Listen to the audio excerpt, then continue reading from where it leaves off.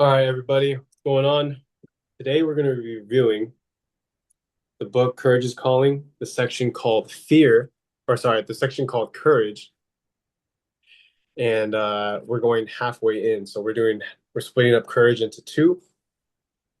The first part, which is be 13 sections, and then the other part next week will be doing the next 13. So, Yeah. what is your first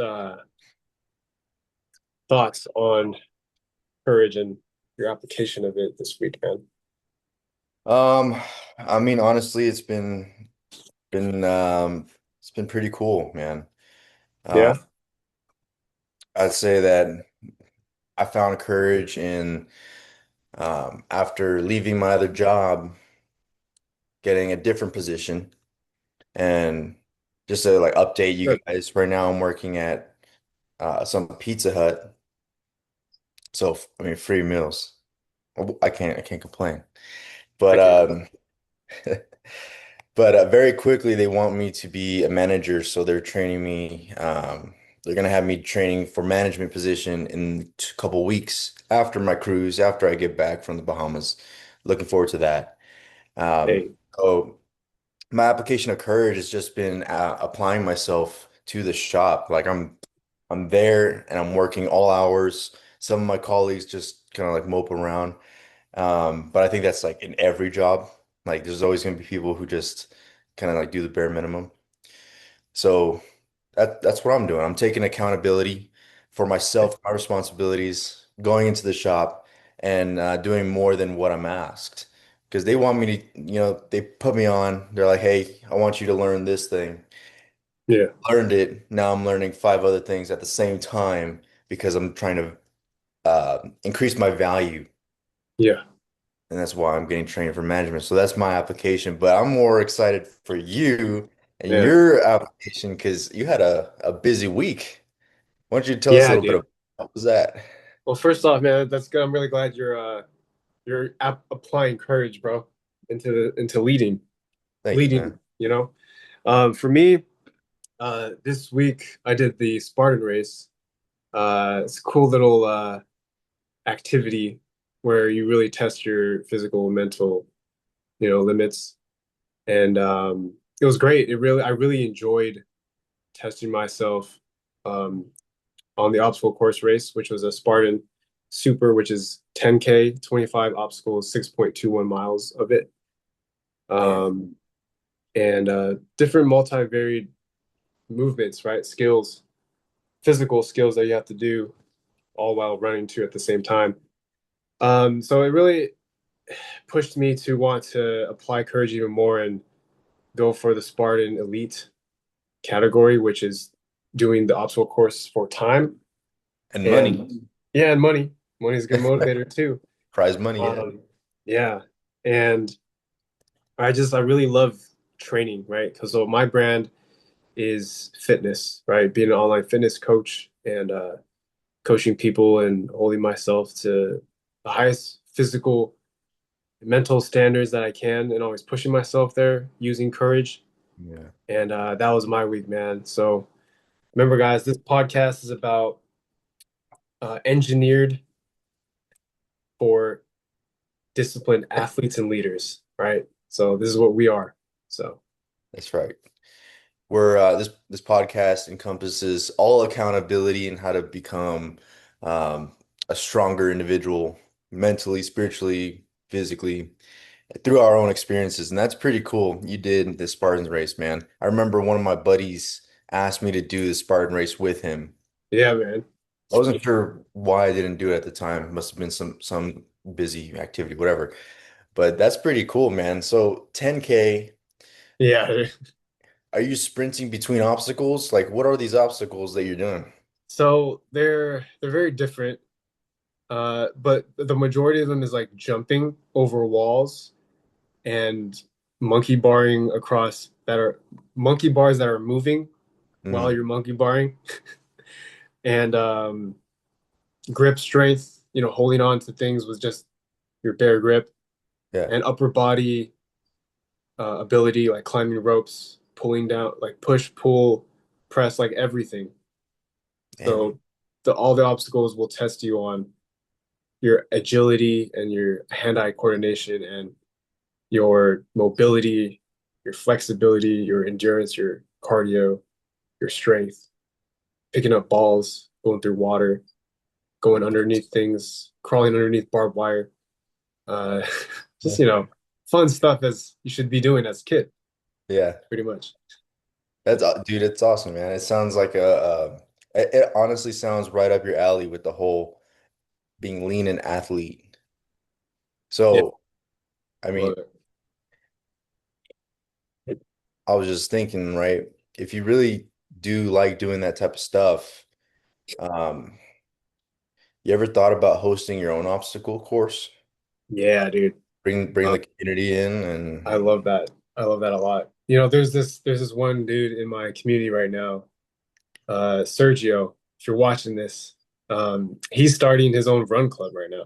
shout out to Sergio. Yeah, Sergio. And he's starting like a hike community, a run club. So I've been inspired that yeah, I've been called, what is this thing called? The courage, the call of courage, whatever, right? I've been called to do that, man. I think yeah, I really think I'm in a position to just inspire people like that. You are inspiring, bro. You're inspiring me right now. Yeah. Yeah, I'm thinking of like how I need to start running more as, Okay. as we speak. Yeah, dude. In the book they talk about starting small, right? Yeah. Remember? Just start somewhere, just do something. Because then it leads in the book it says it leads to the greatest thing, right?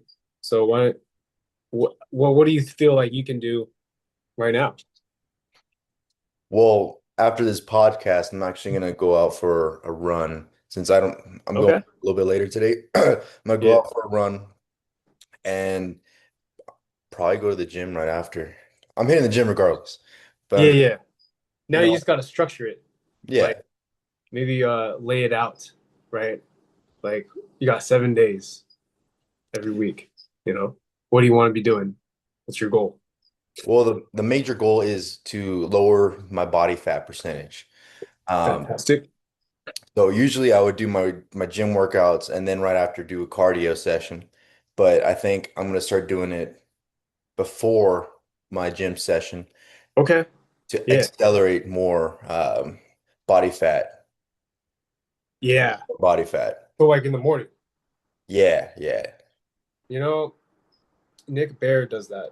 He does his runs in the morning. He goes like this. He goes coffee, take the shit, because coffee accelerates, your movement of your bowel movements. Yeah. And then you're less, you're less heavier. And then drink your hydration, your electrolytes, and take a carb source, about 50 grams of carbs worth. It Mm. has no fiber, no protein, and no fats. Usually you can go with like honey or like dried mangoes, right? Some a white I usually, bread. I usually go for like a banana. Yeah, a banana has a little bit of fiber though. I'm So not too worried about it. yeah, so you will feel discomfort while running. But if you're like, so that's what it is, just pure energy carbs, and then go for a run, and then later in the day do your strength training workout. That's what he does. You know what I found through running and caffeine is that like Yeah, when I don't drink caffeine and I go for a run, it's um it's much harder to run long distance. Not like the energy wait, uh, without it or with? without it. Yeah, And the obvious thing is like the energy, but aside from the energy part, it's more of a psychological thing for me. When I yeah, run without caffeine, I'm like, all right, well, I'm like doing it on hard mode, so to speak. yeah. Drink caffeine when I get those psyche doubts of like slowing down or be comfortable. It's Mm, a lot easier for my mentality to come in and say like, well, I drank caffeine, so I'm never gonna be tired for 2 hours. I might as well just continue running. yeah, yeah. Yeah. Interesting. Yeah, it's like drinking pre-workout and going for a run. Like you really don't fucking need to. You really don't need caffeine to go out for a run, but it does help the mental barriers. Yeah, definitely. Mhm. Yeah. Yeah, I love hybrid training, man. Just being able to run too and strength train at the same time. Just but it all has to be planned and It does have to be planned. yeah, prepared. It does have to be consistent. Yeah, definitely, man.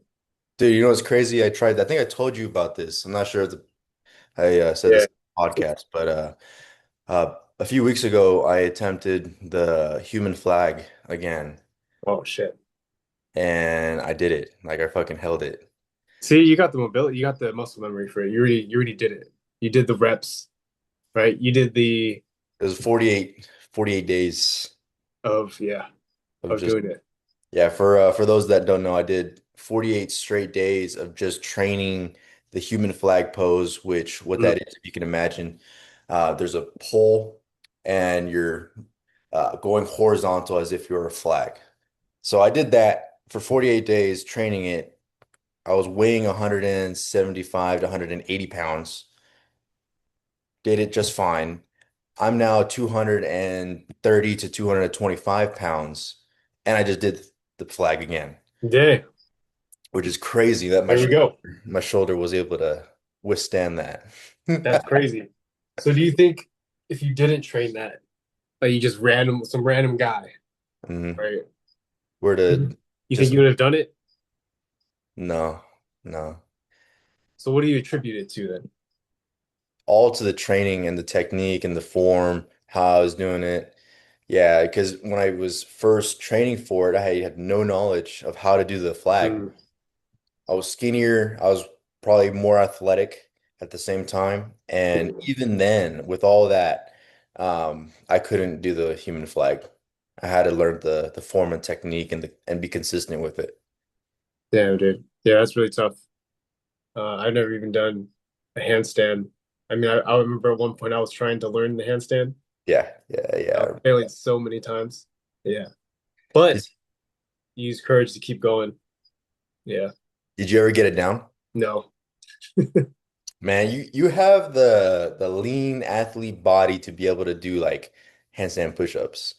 You just got Yeah, the I just stability. gotta train it. Yeah, Yeah, train to get your stability muscles. yeah, definitely. Yeah, man. Next challenge? Next challenge, Spartan Elite. Man, I love running outdoors. It's different on your joints, you know, Mm. even though I shouldn't be doing that, but like courage is calling, so I had to do it. You know, I have to run outside. When you say run outside, like what do you mean? Trail running, going up hills. I got these trail running shoes called the Hoka Speed Goat sixes.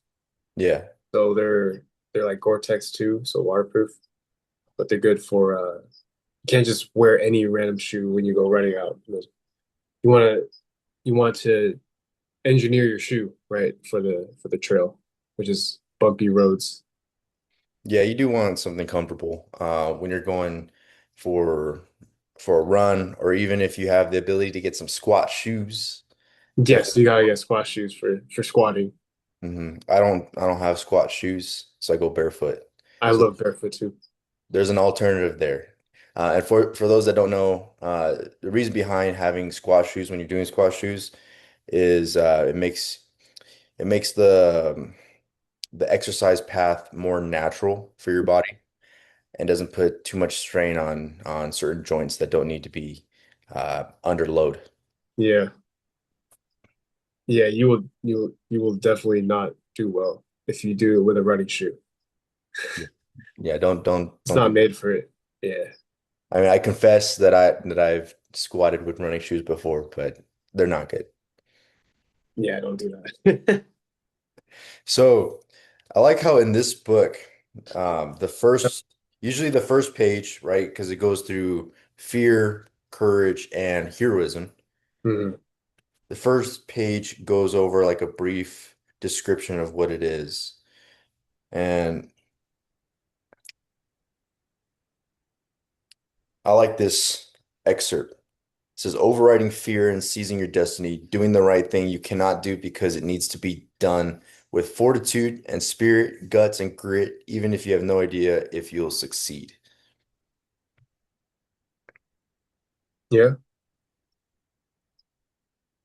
I think courage in of itself is um, like sometimes you'll be put in situations where you're going to be tested, and Yeah. it's in those moments that you can either decide to step up, or in this case, take courage, or to bow down and not do not do what you know that you should be doing. Yeah. It's like what I got from this section of the book was it's in the moments, like a few seconds. It Mm, almost reminds me of the book Relentless. And I was just like, it doesn't matter your track record, they say in the book. It matters about what you do in that moment of when it's required. Um, I'll give you guys an example. At my employer last week at Tesla, there's so many like moments of like stuff is just hitting the wall, man, everywhere. Like stakes are high, money can be lost. You know, yeah. I work in a production facility where we're rolling out the car, right? And at one moment, Elon could be there if you don't do the right thing, you know? So you don't want that. So um when there was a moment where I needed to look deeper, dive deeper, root cause analysis, right? Going deeper into the root cause of what was the issue. So I was like, all right, let me just push this courage button. Let me go a little bit further and deeper into the issue. So without trying to reveal Tesla's stuff going too far, I went deeper into the issue and I resolved it partially. But then when I passed it down to my night team, it opened up a bigger hole. Mm, And I was given the call by my upper manager to make the call. So I made the call, but it opened up a bigger hole. And my manager didn't know that that hole was going to be open bigger. Pause. Right. yeah. So we No all did diddy. it. Yeah, no diddy. We all didn't know that that was going to happen. Right. So the next day, or that night, they spent all night trying to figure it out, how to solve that problem, and they also figured it out partially. So they got halfway done too. So I did the fourth, they did another fourth, so it's half done. Mm, So now in the morning, when we returned, we tried to solve it again, and then we solved it. And yeah. then we looked back, we reviewed the day, and we are like, this is the greatest learning opportunity to learn one, how to do it better, and then two, uh, like should we be making these decisions without prior knowledge? You know? So Mm, it was a yeah. good exercise for everybody, especially the night shift team, to get to be ready, be prepared for anything that can happen because it will happen. And when it happens, you got to be ready to learn fast, you know? Yeah. Yeah. I also want to point out when you said that whether you should be acting on something without prior knowledge, sometimes Yeah. sometimes you don't have that prior Yeah, exactly. knowledge. You just have to act. You have to act, dude, because stakes are high. And it's also a good test for you, man. Like courage is calling. Like just act without prior knowledge and just be very swift and very honest and do the best that you can with what you have, you know? Yeah. Absolutely. Absolutely. Because what's the alternative? I mean, the alternative is, Indecision. it's said that people think the alternative to courage, and this was in the book, Hmm. alternative to courage is um like being afraid. Hmm. And it redefined courage, and it says that the alternative to courage, and you can correct me if I'm wrong, the actual correct definition to the alternative is something like um, it's not to be afraid, it's a decision that you made to reject courage, to refuse the call, to refuse to do something. It's not necessarily being afraid of it, even though you feel afraid, which is why most people don't use courage. Mhm. But it's defined as you're choosing the option of opting out. That's what you're doing. Yes. Choosing the option to do the thing. Yes. And courage is like this um like umbrella term that we often use, but Mhm. if we remove the fluff and we see really what it is, like dude, well, you make the decision to not do said thing Mhm. because you're afraid, but then you're going to get the other thing. You're going to get the Yeah. alternative, which is I actually wrote it in my journal. I've been doing a lot of note Good. taking, Very good. and I'll see if I can try to find it, but feel free to add. Yeah. Well, it's like not doing the thing is apathy, which is, oh, like, okay, just because it's not like, just because they don't do it doesn't mean like, oh, we don't have to do it, you know? Or that by choosing not to do it, Mhm. you think that it now doesn't matter, but it just matters even more, and you chose not to do it, but it still Exactly. matters. Yeah.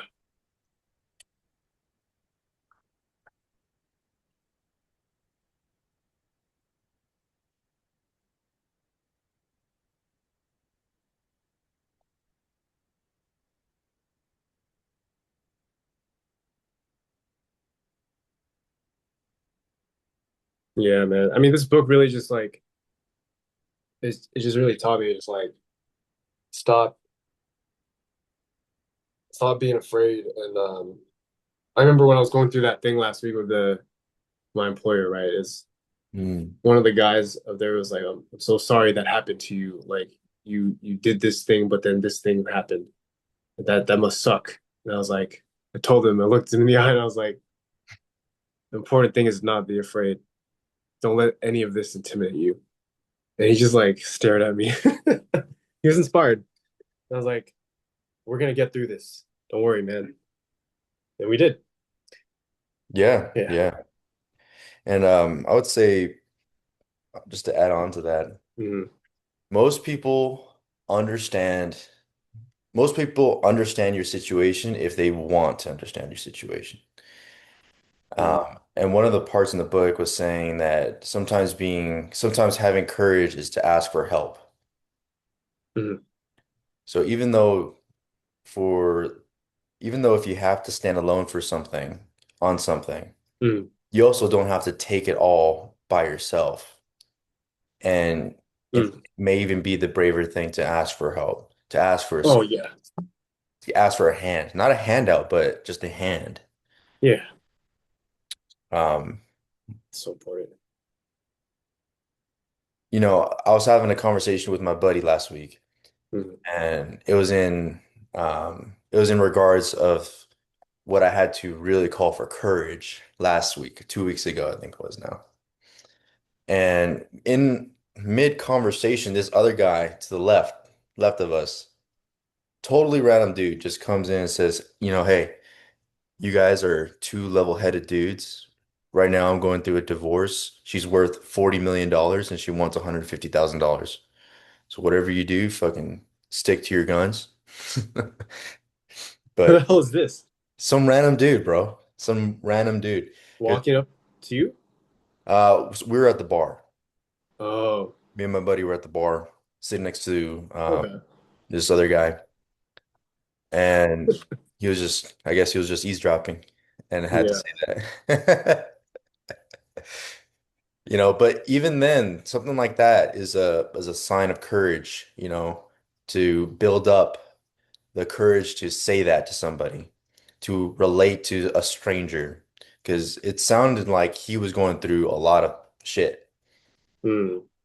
and to build up the courage and to say that to a stranger, to relate to their situation. Yeah, in some way. Even socially. even that's courage.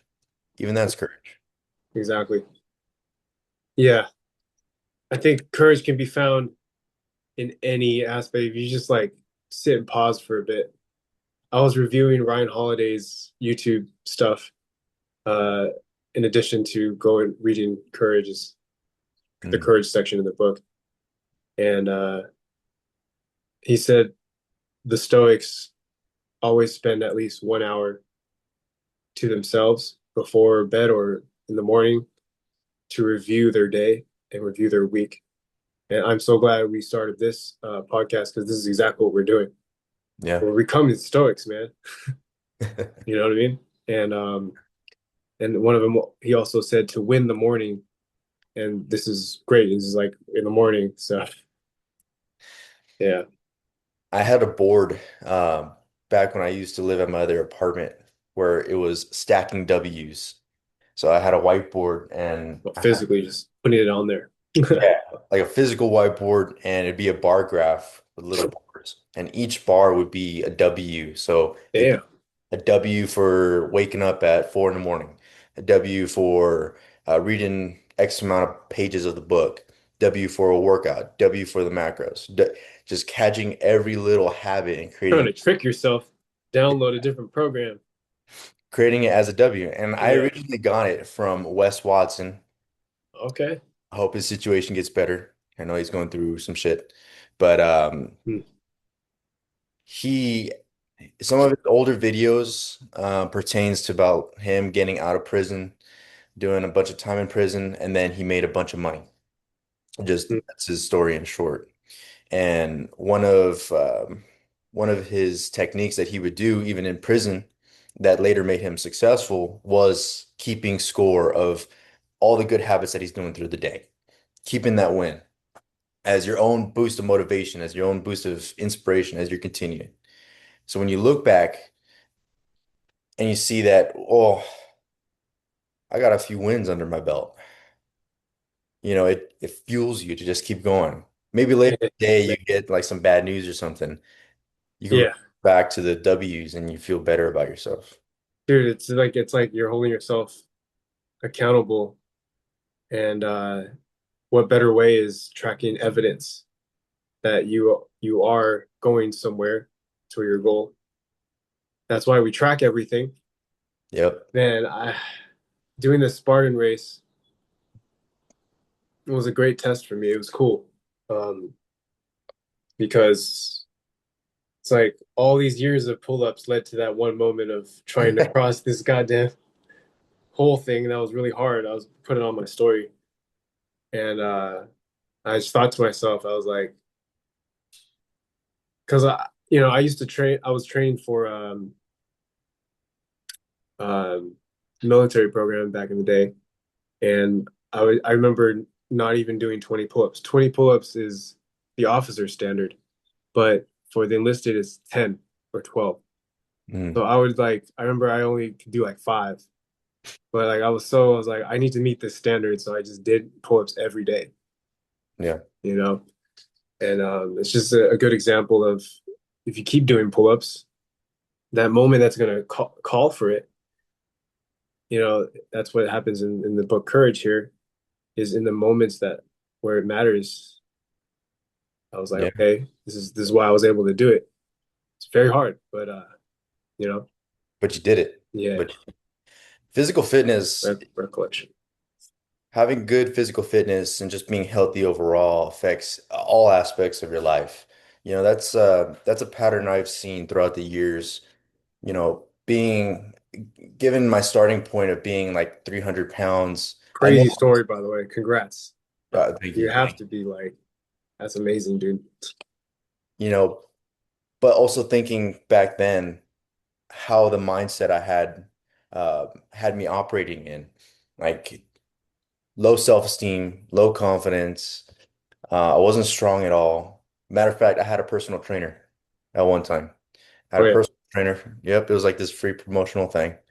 And I had fat arms. All right. So like Hmm. I had some chunk on there. And the personal trainer thought that that was muscle. So she was giving me like 40-pound dumbbells to curl. and I never even touched a dumbbell in my life.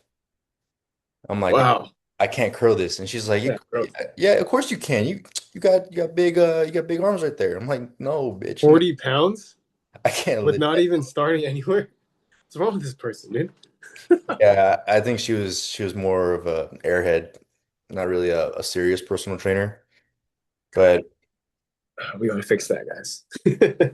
you Tra- know, throughout the years after putting in more time into the training, tracking my macros, it Mm, started to bleed everywhere in my life.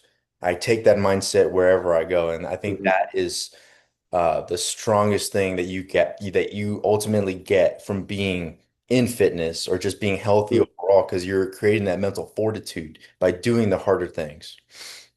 I think that is ultimately why I had the courage to stand up and stand alone for my beliefs and morals. If you guys haven't seen that, watch episode 7 for more details on that. But mm, yeah, I feel like I was strong enough to do that because I was in the gym consistent. I was lifting heavy weight. Um, yeah. like you say, it's stay in your pocket, stay in the pocket. Hmm. And that ultimately helped me. I think that was a big key factor into it. Because when you work out a lot, you have this sense of confidence that you can do hard shit. Mm, And you can do hard shit and literally everything else. Hard conversations. I think hard conversations are probably something that everybody needs to work on definitely. because that's It's a trait right there, dude. yeah, that is a trait. If you're looking for a fast track, go to sales. Go to sales. Yes. Yes. You'll learn very quickly how to handle hard conversations. Oh I man. guarantee you that. But what helps with that is working out, being healthy, being in fitness. When when I was in sales, I used to do these like certain workouts. So some days I would work out in the morning doing like bodybuilding, weight Mm, training, and that would prime my mind enough to be more relaxed and calm when talking with a client. Um, and that's to the extent of what that would feel like. Versus on days where I would run and I would run for sprints or timed miles, and I was running like 7:30. I would come into work just like, ah man, like pretty much like my shit don't stink. I could walk around, I can talk to whoever because um interesting. yeah, because like something about running just affects the mind differently, especially if you push yourself and you exert so much energy and force. Yeah, it definitely boosts the confidence. I think much more than just weightlifting, but they're both good. If you can do either one or both of them, Very interesting. do it. Yeah. I remember our mentor that we had, Brandon Carter, said to change your state is three things, right? Physiologically, moving your body, uh, changing your environment where you're at or the people you're around, and then last was changing what you focus on because Yeah, you can't control everything, but you true. can control your response by how you want to respond to it Yeah. using your body. Yeah. You know, I think books in general are a really great avenue for increasing focus. Yes. That's why I read a bunch of books. Yeah, I mean the material inside the book is also important, but the main reason why I read books is because it increases my vocabulary and articulation Oh my God. of my critical thinking. Yeah. And to go a little bit further into that, I journal a lot, and sometimes I would read whatever book that I'm reading at the moment, take a few 10, 15 minutes just to ponder and Yes. Yes. Yes. understand it from a standpoint that would make sense in my life. Hmm. And then I write about it in my journal to teach myself what I've already been pondering. And what that ends up doing is it causes a great understanding from my perspective of the knowledge of what I'm grasping. And it also makes me more articulate on how to uh, go through the descriptions of how I thought through just certain processes. And I think that's a very difficult thing that people have trouble with Yeah. because we all know what we want to say in our minds. Yeah. Yeah. But you also have to have a level of courage to speak it in the way that you know to speak it. So mean what you say what you mean. Um, but you also, sometimes you need the vocabulary behind that articulation to be able to say it in the proper way. That's where the journal and the books come into play. That's really great, man. Um, yeah, public speaking, it even says in the book that's one of a lot of people would rather die than actually speak in public or something like that. Which is crazy, but it's accurate. Yeah, That's crazy. the example in the book was people would rather be in the coffin than be the one Yeah. saying the eulogy. Eulogy. Yeah, man. You know, another thing to help me in this day and age of 2026, uh, pre-AI, yes, I used to just ponder and like sit down and write. I used to look up words to learn new words, like purposefully. Like this book has so many new words for me. Yeah. I was like, what is this? How is he saying that word in that way? Yeah. So I would literally ask my AI right here, Google, it's Google Home, be like, okay, Google, right? And then it's gonna talk, right? Um, and I would just talk to it, be like, okay, relate this to fitness, health, and nutrition, what Mm. this word means, and explain it to me as a male, XYZ. And then it's just like really, it's a way different way. This is like 2026 AI version of like using the internet to enhance your vocabulary. So now it really just enhances the way I understand the book. And I'm like, okay, summarize this part of the chapter.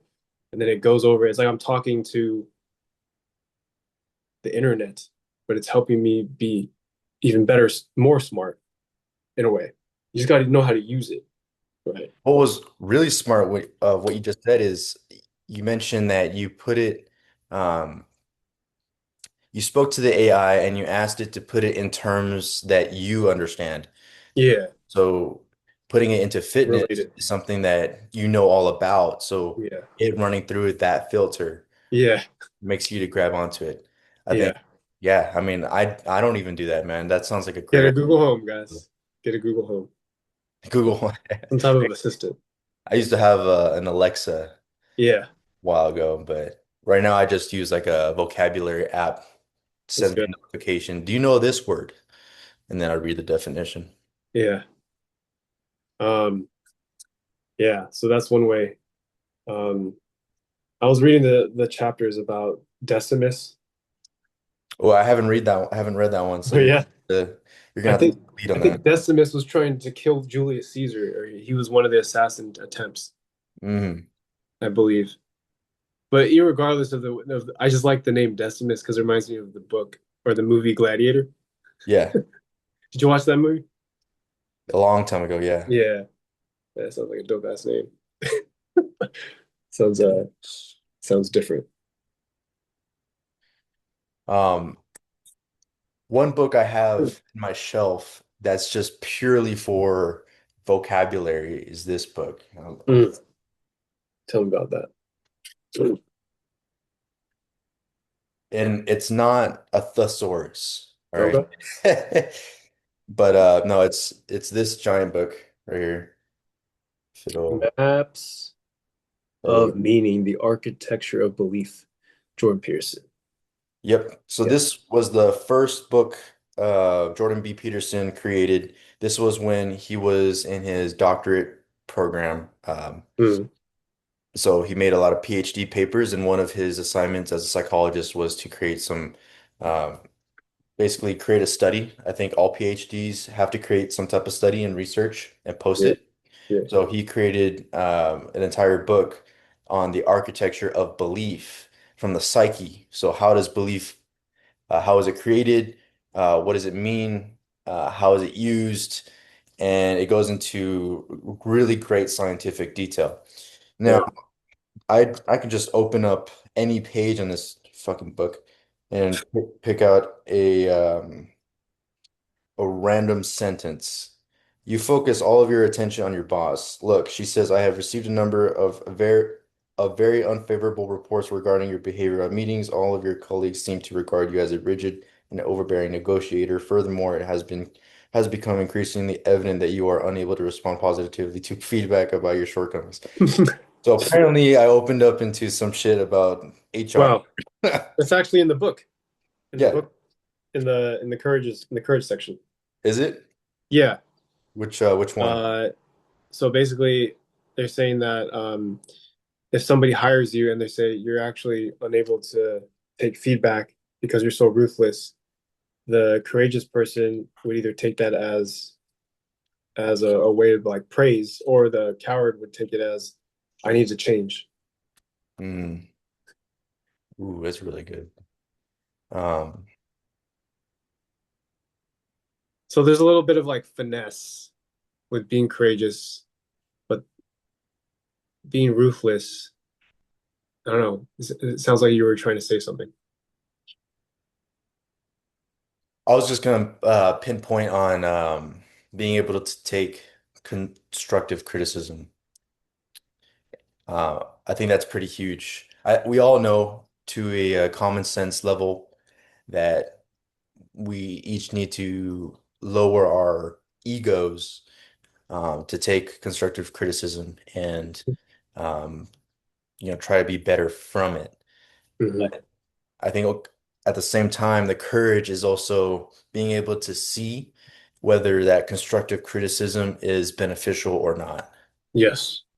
You know, not everything that's said that you need to fix actually needs to be fixed. Yeah, you got to really analyze it. It's like, all right, because like look at the whole end of the stick, right? If you go like, I'm just this ruthless guy, doesn't care about anybody. Where's that going to end you and end up for you? Probably not favorable, right? Probably Mm, going to look like a psychopath, or um, you know, and the other end, you might end up in jail, you might end up dead. But mm. then, I mean, is that where you want to go, right? Or the other end, which is take the feedback, let it evolve you, right? There's some truth to it, let it evolve you. Yeah, I think on the book it said something about how um, taking offense is like taking offense of something means your inability to expand your understanding, something like that. Yeah, It's like why even be offended of what's the point of being offended if we're all gonna die anyways? right. Why waste your time on that? Yeah, Why waste your time on let's some say somebody is giving you constructive criticism, but it's actually good advice. You good know, advice. Analyze it, analyze it and take it in for what it is. take What it if, in. the same thing could be said, what if it's bad advice? Well, you could just let it roll down your back. You don't have to Yeah, be, you know, tight about it. You just yeah. cool. Oh man, I love that, dude. Uh, this takes me back to when I was in military training, right? There were there was this acronym. We did it on Muscle Secrets podcast, or it was Mm. actually no, I did it, I think, in my content. It's called JJ Did Tie Buckle. Remember that one? Yeah, yeah, yeah. Yeah. And those are the characteristics of a leader that they should follow every day. It's like a north compass, a north star on your compass. Mm. And I don't know, that just brought up to my attention when you talked about that. Like just analyze. And I thought about all these characteristics, leadership traits of a leader. That's what it was. JJ did tie buckle. Yeah, And I think all of us are born leaders in some shape, way, or form. exactly. Um, all women are leaders. Jesus, I know, dude. I think that's like the biggest one. You can't really take that away. They have the ability to create babies, and so they have to be a mother and a leader in that regard. And for men, I think, we have the opportunity to become a leader in the direction of what we want to choose. We're not, we don't have to be a leader in, let's say, in sales, but we can be a leader in manufacturing. We can be a leader in our home and as a father. Doesn't necessarily have to Yeah. be in a corporation, or it can't be as a CEO versus a leader that's out in God knows, out in the boondocks, and he's a leader to three of his dogs, and he's Mhm. just living off grid. Mhm. Um, I think half the battle is just figuring out what kind of leader you want to be and what Right. space you want to be a leader in.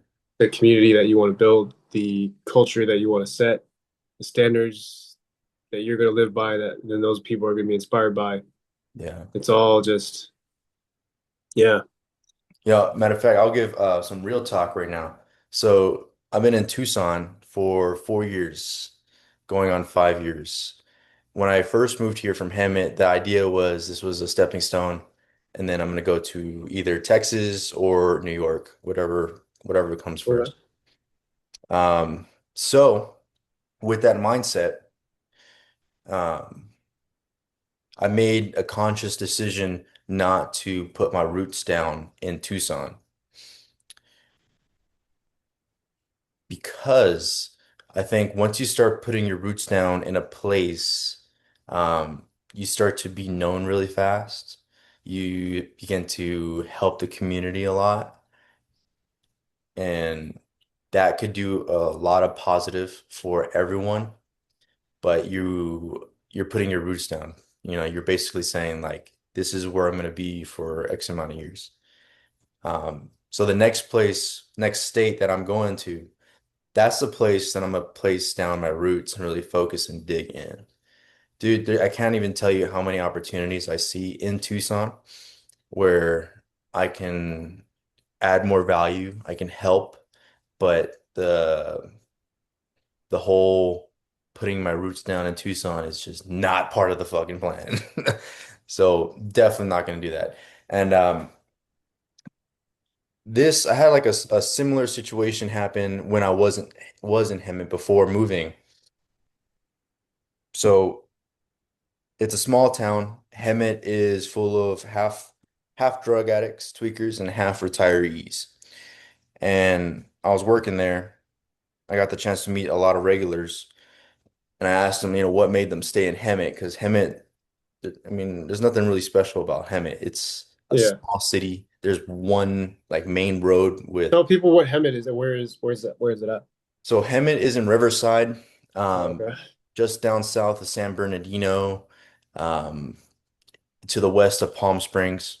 Mm, And it was the meth capital of the United States, mm, I think back in the 1990s. mm. So there's a lot of drug addicts there.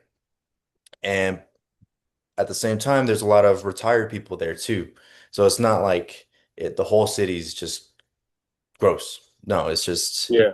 the people who Okay. do drugs are there. So what made you tell me about you said you're putting down your roots? Yeah, so anyways, I started asking all the people that live there why they chose to stay in Hemet. And they all gave me the similar response of like, oh, I was gonna leave, I planned to leave, but then I never ended up doing it. Um, Yeah. it was just too comfortable. I had my friends here, or I met so and so here, and then, oh, you know what they say is that like once you're in Hemi, if you don't leave now, you stay forever. And I'm like, fuck no, this is not. Hell this is not it. So I ended up moving to Tucson for just for that specific thing, man. I just did not want to be there for forever. So I Wow. made the fast decision to leave, get to Tucson, and now I'm here, but it's still the same thing. I don't want to plant my roots down here just yet. I want to go to a state where I don't know anybody, Mm, to where everything is brand new so that I can go through this exploring discovery phase within the state. That is something super cool. If you've never done that before, you just go to a state. Yeah, leave your home. Leave your home, go to a Leave your different home, man. state and just Yeah, explore. It's a freeing feeling.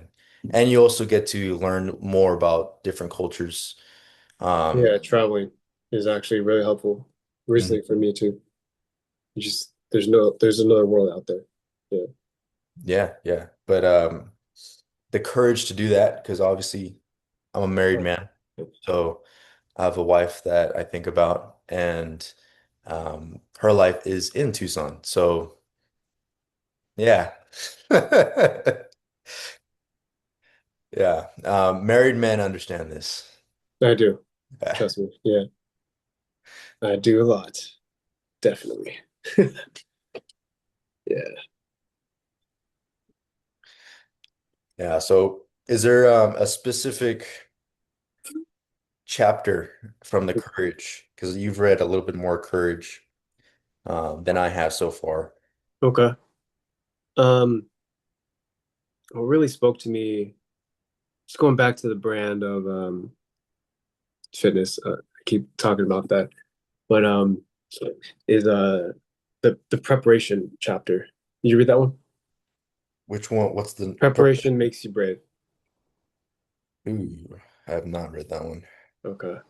So preparation makes you brave. It talks about when the going gets going, right? When you're asked to perform something upon you of your position as an athlete, whatever.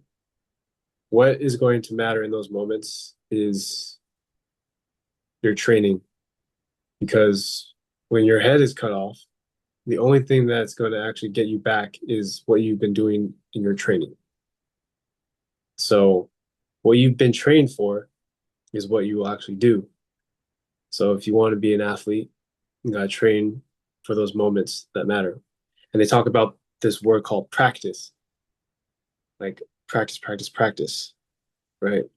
Yeah. Where somebody's purposely, it says, I quote, someone's purposely asking you tough questions during those practices to make you better.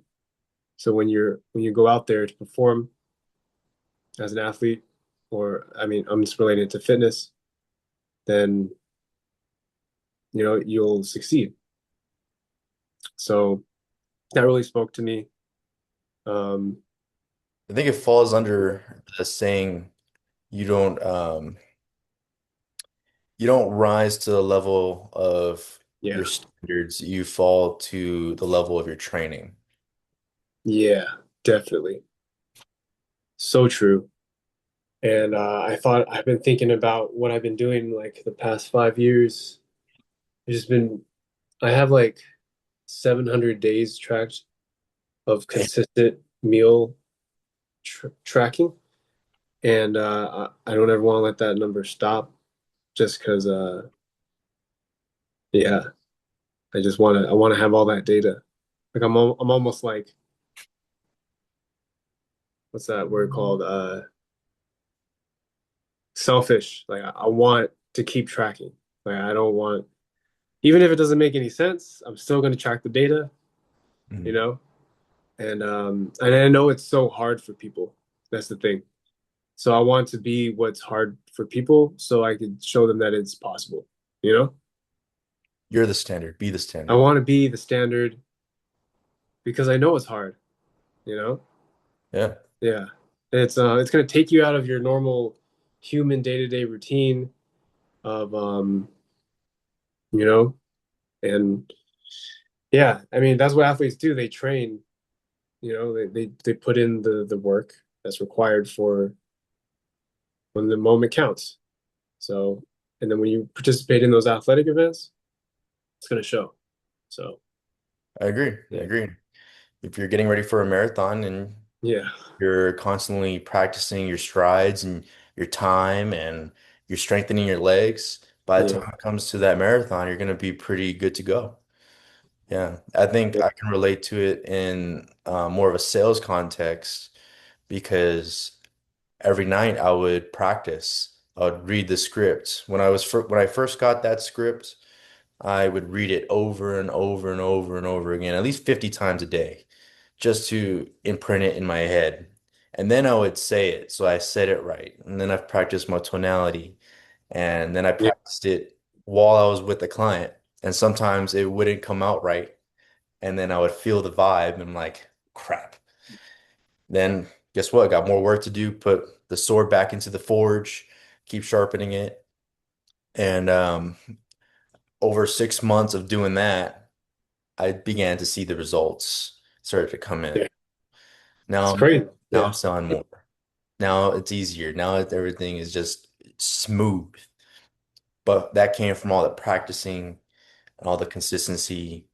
Um, all well, at the same time, it also came from being right inside the war zone, I would say, mm, because I think sales is more about a communication battle, and yeah, it's two people battling to understand. So you have the salesperson, and then you have the person who knows what they want. Salesperson has to figure what it is that they want so that they can give it to them, and they're just going back and forth trying to see how or trying to figure out how to understand each other. Because if the salesperson can understand the other person and what he wants or what she wants, then they can give that to them. yeah, And the same thing goes the other way around, where the client knows what they want and they're trying to figure out how to muster and build up the courage to tell the salesperson, but in a way with finesse so that they don't feel like they're getting screwed over. yeah, exactly. It's a weird. It's definitely gonna put you on your toes. When I did sales for, you know, when I'm doing sales for online coaching, you're always put in the seat of trying to help you Hmm. understand where I'm coming from, and then the other side is, oh, I got 60 minutes. I got a time limit here. I want to organize my time, but they could ramble or something, but you need to bring them back on track, and then you got to ask your questions in a certain way. The tone has to be right. Uh, Yeah. and what was hard for me was, damn, I'm too to the script too much, and then Oh, that's a yeah, trap. and then you're a trap, and then you're like, I'm not even listening, and then you're just like, oh crap, and then um, and then you just got to train that part, and then what I also have to train for myself is the awkward silences and but just having the courage to just all right, here's just another one of these days, man. Let me just practice the Mhm. uncomfortableness of silence sometimes, right? Uh, Yeah. That's why it's you know, important yeah, to have just role plays exactly. when it comes to that.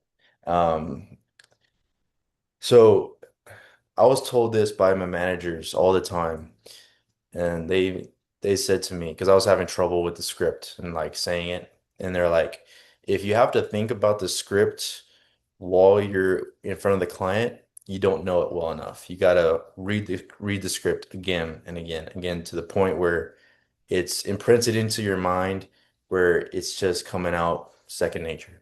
Yeah. And I started to do that and I was in face to face with the client, all I had to work on was just building up the courage and the stomach to Yeah. go outside, meet this random stranger, handshake the person, take them through the process, and then have like a normal conversation. Yeah. Um, because the script should already be in your head. It should already be like, all right, these are the P's and Q's. This is what I'm saying. This is how I'm saying it. I just need to find the right moment to say it. Um, but I worked in car sales, so I was on the showroom floor, handling people face to face, and sometimes, which is public speaking and is the most terrifying thing most people don't ever want to do. Exactly. Sometimes a family would come in and there'd be 6, 7 people. That's not that's not, there's no pun there. It's just 6, 7 people. Yeah, exactly. So I would have to go out there just me, and meet everybody. They're the dad, the mom, the sister, Everybody's gotta have a good time, man. everyone, yeah, everyone. And then I gotta lead them to my office. And without giving away the secrets, there is a certain way that we use levers of influence Yes. to lead and direct these people to where they want to go. They don't know that they want to I go. don't know. It's a little hidden gem, man. Yeah, yeah, yeah. And For those okay, that don't know, real quick, we did a couple episodes on the book Influence, which is levers of influence. yep, yep. Go watch those if you're Check it in. out. It's a good few episodes. Um, but yeah, I had every day was having to pull courage. It's always like the first couple clients that of the day. I knew that I had to like kind of shake off the dust, coming into work. So I would just go and try to meet the person, just be as genuine as possible, get rid of the nerves. And then after like one or two, if I didn't make the sale, then I feel pretty comfortable um, going up to pretty much anybody and talking to them about fucking Yeah. whatever. If this person's talking about astronauts, I guess I'm an astronaut. If this person's Now, now. Okay. talking about fries, the grocery I'm store, the fry guy. I'm talking about the prices. Yeah. If someone's talking about guns and weapons, I'm telling them that I'm a good friend that they shouldn't shoot. So I'm talking about literally, Something that's fun and yeah. yeah. I mean, just being adaptive to the situation, Yeah. having the courage to be adaptive. That's the number one skill of, I think, a human being is just the skill to adapt. Yeah. We had to adapt through years of revolution to get to this point. And Mm. I think in society nowadays, we deem people who adapt too fast as fake. Oh, they changed their fake or whatever, Mm. whatever they say it is. But I think it's a really strong skill to have for someone to be a very adaptive, very quick to um, switch given the certain situation and circumstances. Because the reality of it is, we're not the same person to everybody we meet, as much as genuine we would want to be. And one easy way that we can see this is the way that you talk to your mom is different than the way you talk to your wife. Just plain as day. You're not going to talk to Yeah. them the same. Like if you talk to your mom the same as you talk to your wife, Yeah, that's crazy. it's a little weird, brother. Don't do that. Don't do that, guys. Don't Weirdos. step, you don't need to go there. Uh, um, but that's um, a form of adaptive, just being adapting to the situation. And other times it could mean a Spartan race, adapting into that athletic mindset versus when I Yeah. imagine like when you're reading a book, not that athletic mindset, you're more into a stoic mindset of learning. And so we're constantly going through these adaptations. And if you can build up that skill, I think that Yeah. is going to be a great benefit for anybody. Certainly one that I'm constantly working on. I think it's a lifelong thing. Yeah. That's always good to have this book handy. Recently I bought this man purse. That's But I keep carrying with me all this like crap, right? Like I need my phone, I need my AirPods, I need my glasses, and then this book fits in there. It's perfect. So everywhere I go, I'm having this just gonna read a few pages of this book. It's hard to read, like you got a gun, you got a gun in there? I don't know. You can put a gun in there. Yeah. Yeah, I have a on body. Strap, right? Yep. Straps. Yep. And Gotta be ready. I have my 1911 and two mags in there. And it's a rip open thing. So if something happens, I can just rip it open, grab my gun, just in case some shit happens. But it also has other pockets where I put my wallet, Damn. my In key. Arizona, you guys can do that, right? In Arizona, you can do that? Well, Arizona is an open carry state. You don't need a license Mhm. for that. Yeah, California, we can't you carry a gun. Yeah, you can't do that. Unless you get a CCW. Yes. If you get a CCW, then you can carry concealed. And it's the same way over here in Arizona for concealed weapons. If you want to conceal it, you need a CCW. Yeah, exactly. But if you want it on your hip, you can just walk out. Doesn't matter. Um, by Main Gate. So in Tucson, there's this plaza called Main Gate right outside of the U of A, filled with a bunch of bars. And I used to do security there. There would Oh yeah, a few times there would always be these biker dudes who would show up in like groups with AK-47s.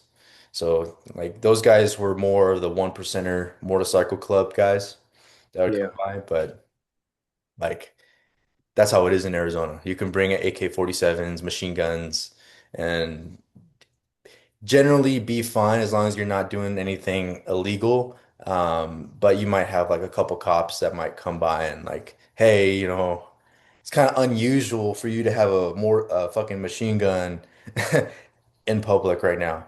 Um, so they may question you, but that's it. Like they're not gonna do anything about it. Yeah, Yeah, especially nowadays. I mean, with the whole police force, TPD is Tucson Police Department.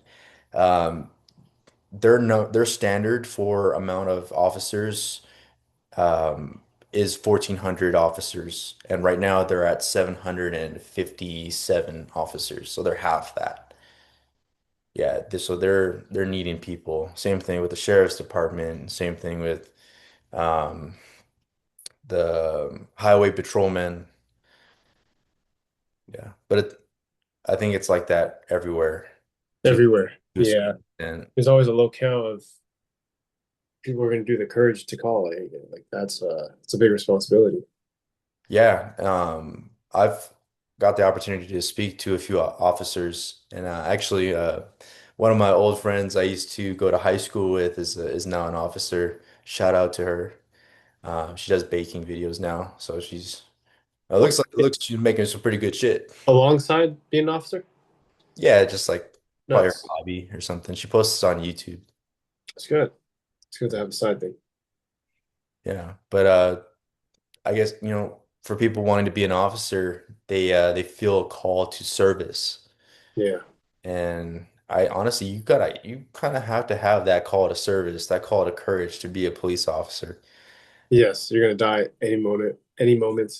Yeah. Um, And and the thing is, you're in the city. yeah, So it's like your war zone is you're outside your front door, basically. every day where you walk, the people you meet, um, yeah, I mean, you're just literally a superhero. Yeah. Yeah. I have much appreciation for the guys in blue and the guys in red. All of them are constantly taking the call to courage every single day. Yeah. Imagine, the reason why I bring this up is because like, you know, people don't see the inside of what's going on with these police officers when they're Yeah. having to No. deal with all this courage. So my neighbor, well, he's not there no more, but my neighbor was a sheriff deputy. So I got to talk to him for a little bit, but he got evicted. I'm not sure why. It just one day there was an eviction notice on the door. I don't know what he did. I don't really care to go into detail about finding out. But so they're cleaning out his apartment, and I helped out one of the maintenance workers take out a dryer, and I got to see the inside of the apartment. And dude, there was stacks and stacks and stacks of boxes of beer fucking everywhere. I mean, in cabinets, in the oven racks, in the microwave. I mean, I'm pretty sure this guy didn't eat at all. He just drank beer the entire time. So I got to see a little bit of that, and I can only imagine like the experiences that he had to go through um, to get to that point. And Get to that point. Yeah. yeah, becoming a bit of a drinker. The drinker, dude. Yeah. Hmm. I don't drink.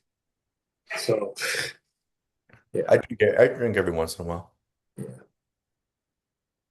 Yeah, but not to that extent. That is crazy. Yeah. That's crazy. Yeah, that is crazy. Now, when I worked at my sports bar restaurant, I used to drink 32-ounce Morelos.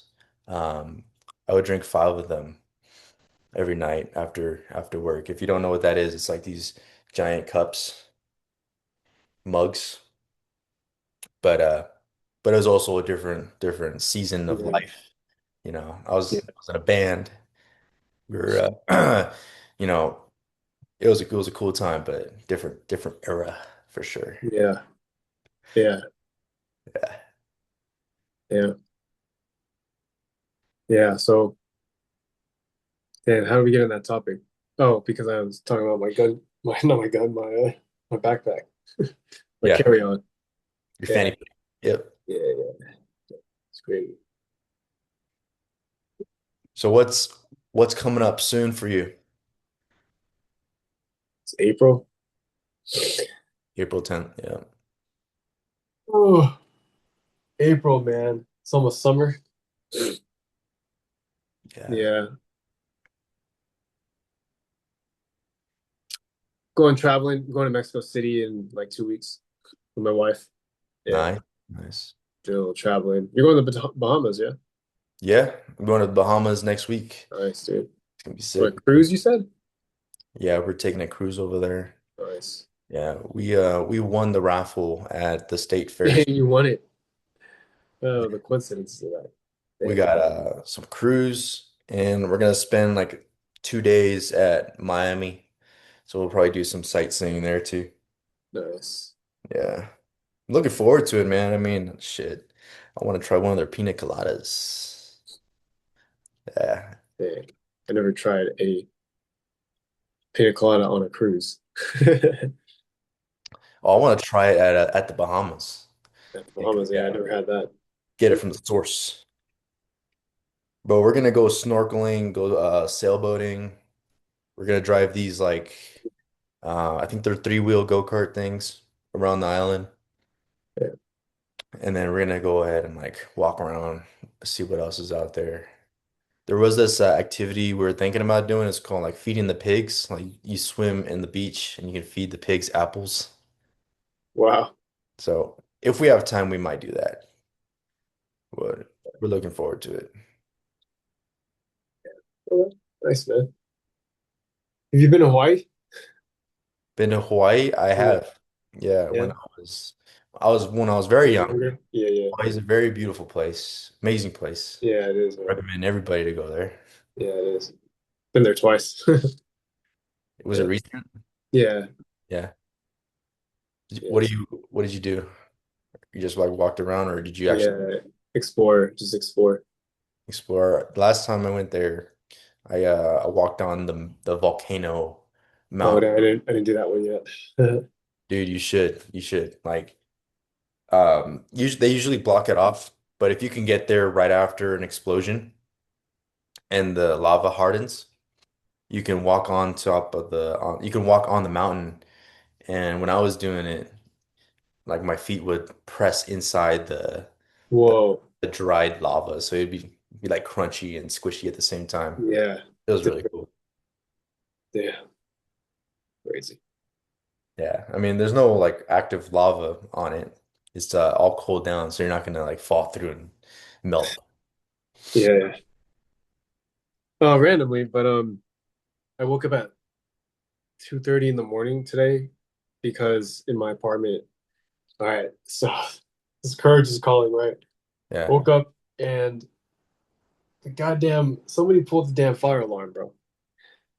Right. Ugh. So I woke up, my wife and I are awake. We're just like, what the hell? This ha usually happens, and there's nothing happens.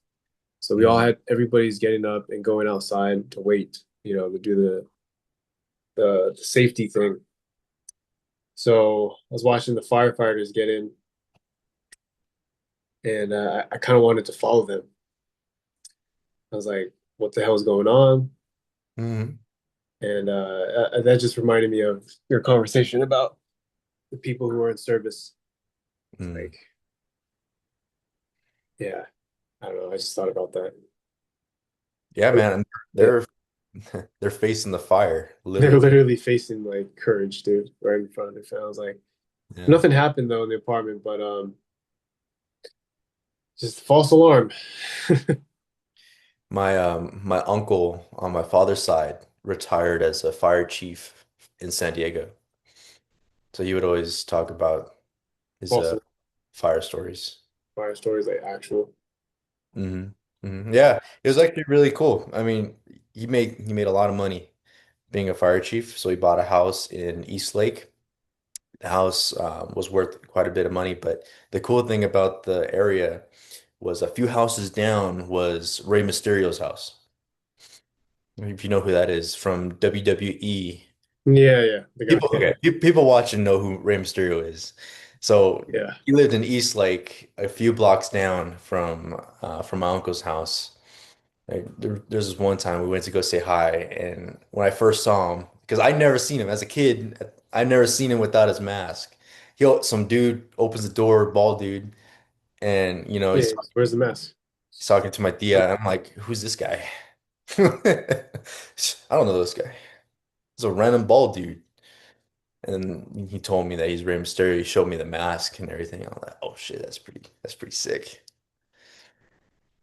Yeah, it's like when you bump into a famous person. Just oh, Well, that was him.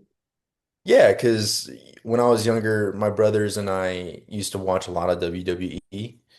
So like we had our own like characters. We'd wrestle with each other and shit. My Yeah, my brother would put me in a chokehold, and then I would try to throw him and shit. Like just brother activities. Um, but yeah, got to meet him. That was pretty dope. I don't really follow WWE anymore. Like I've stopped following WWE for years, but one of my brothers still watches it, and they got like a whole bunch of new stuff into it now, man. I can't get into it. It's for a different generation now. yeah. Generations always change, man. It's Yeah. going fast.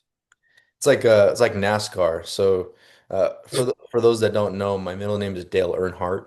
Dale Earnhardt was a famous NASCAR driver. He drove the number three car. He was known as the Intimidator.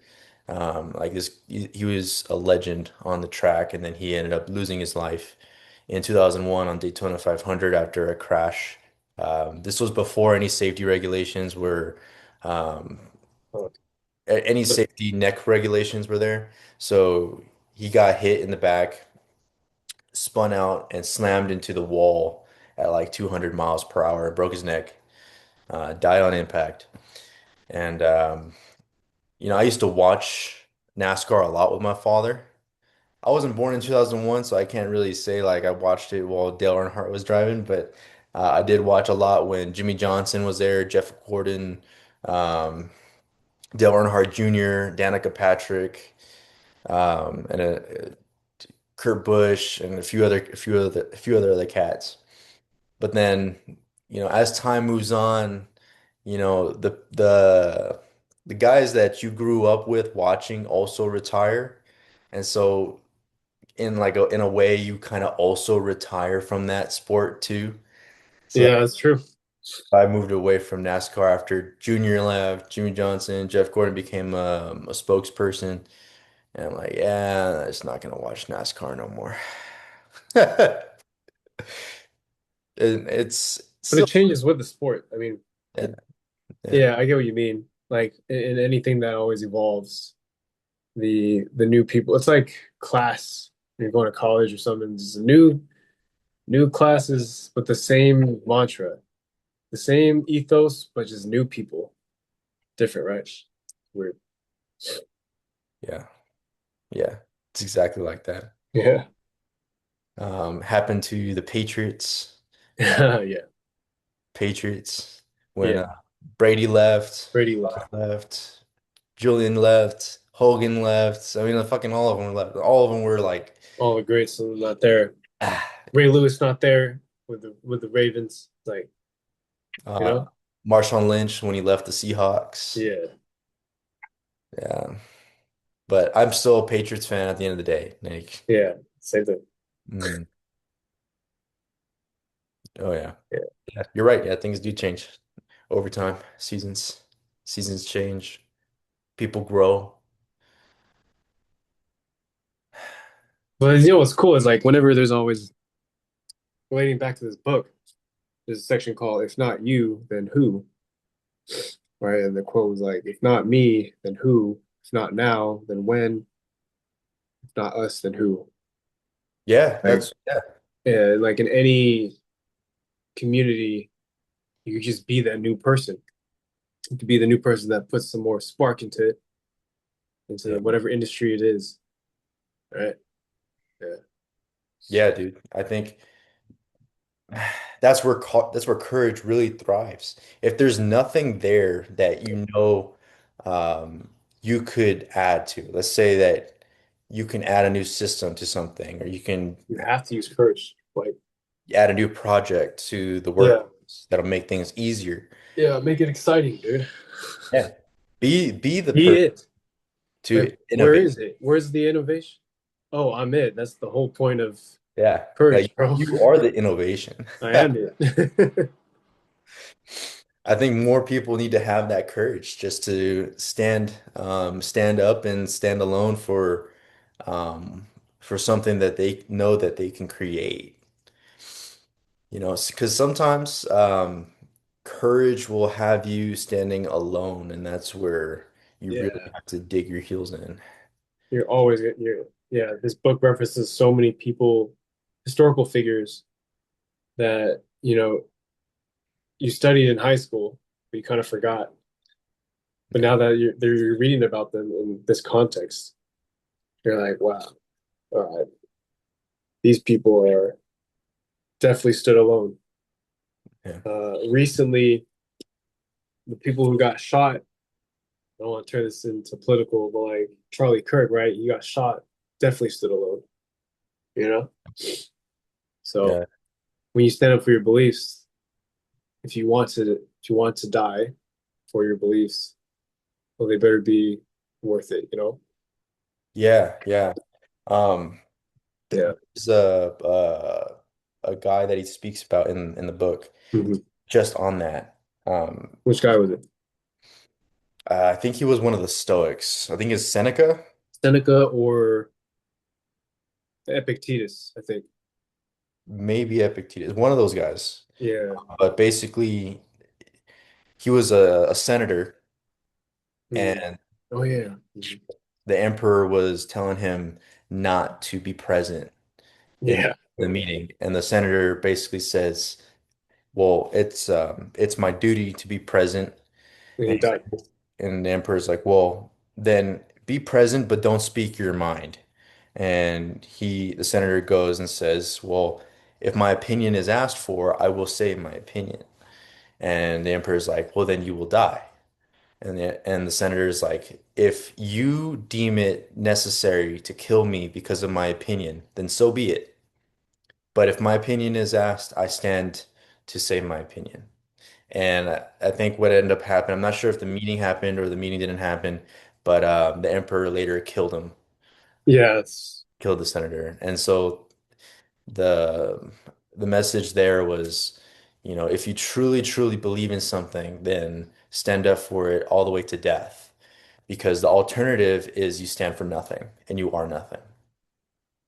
And yeah, that's crazy. yeah. Um, yeah, there's all the controversy. I mean, just to relate it to business concept context, or even part of the book that talked about just looking embarrassingly courageous on camera or something, right? And Mm. the fact that we're even speaking on this camera, anybody can watch this, right? Yeah, speaking to millions of people Yeah. there in the world somewhere. Somebody can even tune into this right now and be like, "Oh, I didn't know that about that guy." An employer, um, a business person, a person who wants to inquire about your business. Mhm. You just I'll be authentically you, right? What was that one part of the book? The scariest thing is to be you. Yeah. The Yeah, scariest thing is to be yourself. yeah. Yeah. So I think you're absolutely right, man. Having a podcast, putting yourself out there, it also desensitizes you to the consumer world of things because making content has you in a mindset of what would What Yeah. can I provide to somebody? What could I have somebody else watch that can get value off of it? Yeah. And it desensitizes you in the consumer world from having to consume and consume and consume because now we're looking through the lens of how can we make this podcast How better? can we make, right? Instead of how can we consume? Yeah. Precisely. Yeah, dude. Yeah. And I know a lot of guys, I know a lot of girls who also have great talents, but they never they don't do anything with them. Like Uh, they they don't have the courage enough to put themselves out there, either on a Yeah. podcast or to open up that business or to make more sales, whatever it is, and I think what's freeing is to understand that nobody cares. Nobody really cares, dude. In actual, like, Nobody cares. you just the one that cares too much. Mhm. That's the point of whenever I'm making content or this, that. It's like, yeah, you're gonna die, bro. You're gonna dwindle, sadly. But what you're Yeah, gonna do is whatever you put out there, that will live on. So just do it. Do that thing. just do it, man. Just do it. Don't let anything hold you back. The only thing that can hold you back is the person that you see in the mirror. Nobody else can tell you don't do something. All you have the decision to make, whether to do it or whether not to do it. But also understand that no matter what you do, time will take its course. I will take its course. Whether you do it and then you find out the result, or whether you don't and you are just left thinking about what if, like what if that could have worked out? What if this worked out? What if I did this? My greatest fear, I must confess, my greatest fear is that I become 70 years old and I look back and I think, man, I could have been great if I did this. Man, I could have been amazing, could have been extraordinary if I did this. So, half my life is to make sure that doesn't happen by doing everything that I basically want.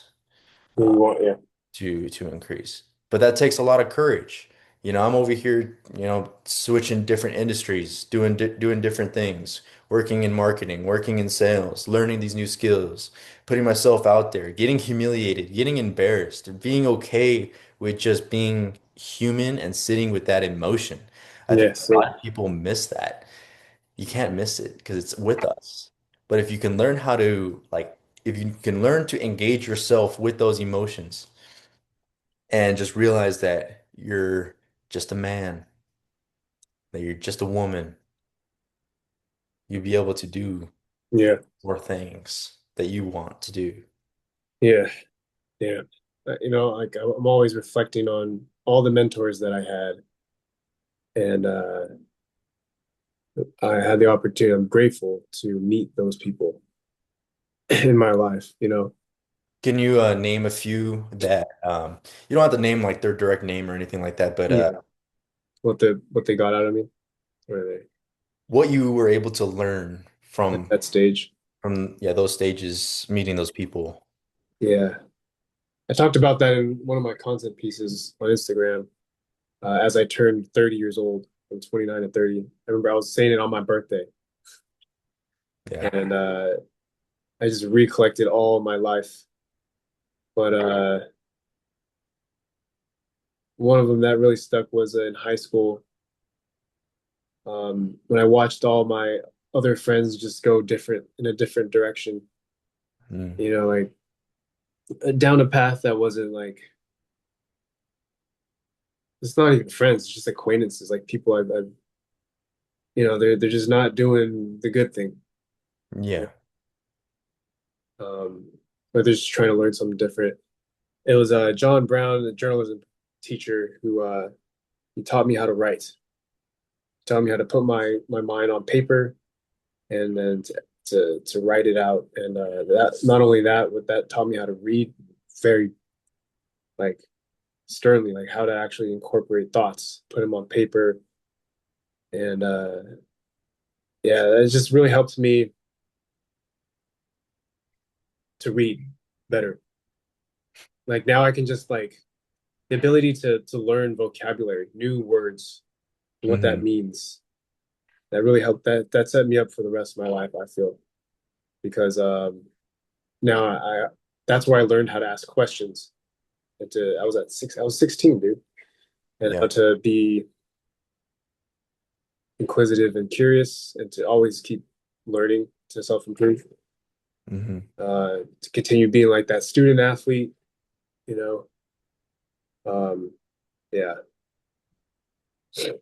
yeah, Yeah, man, mentors are a great thing to have if you can yeah. meet someone that can mentor you or just learn from one another because I've had a few mentors in my day and I'm still looking for more mentors on a more passive route. But um, the first mentor I had was working at that sports bar restaurant. He was the owner of the whole place, and he kind of took me under his wing, and um, he showed me that you you can get rewarded through ambition and hard work, and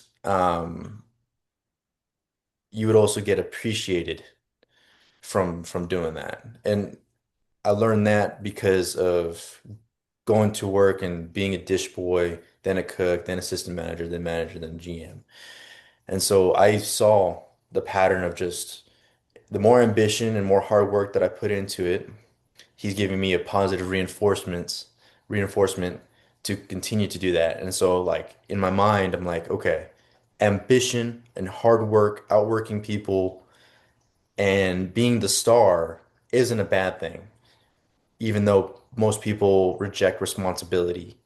I think the correct way is to accept responsibility and accept more responsibility that you can handle, Yeah, thank you. and you will be rewarded from it. So I learned that from him. I also learned this mentor that I got from doing sales. He worked in pharmaceutical sales, and he mentored me on understanding that sales is about uh, learning what the other person needs and seeing if you can deliver for that, not making the sale. Sales is not sales. He says the sales is helping people. And so he helped me Yeah. look through it from that lens. And a lot of it was through the Bible and its scriptures because Well, he, at the same time, is also a minister. So he was kind of speaking to me in riddles, in yeah, biblical riddles through these but, scriptures. And so I was like, okay, I need to look at it from a faith standpoint. And once I gave it up to God, I mean, everything else just became so much easier when it came to sales because that anxiety of public speaking or meeting strangers, when I think of it as, hey, I'm just gonna give it up to God. I'm gonna have faith take the wheel on this. yeah, I'm gonna be genuine with this person and do the best I can here. That's all that matters. That helped me through a lot of getting over the fear of public speaking and meeting all these new people because yeah. it So wasn't my pain to grasp. Um, so that's two mentors. I think the third mentor I've had ought to be um, one of my managers um, from my sales time in car sales. He is a very solid dude, I would say. He's a very solid dude and he's fair. He wasn't me and him didn't always get along because I would make stupid mistakes and so it kind of that pissed him off. But he was fair about it.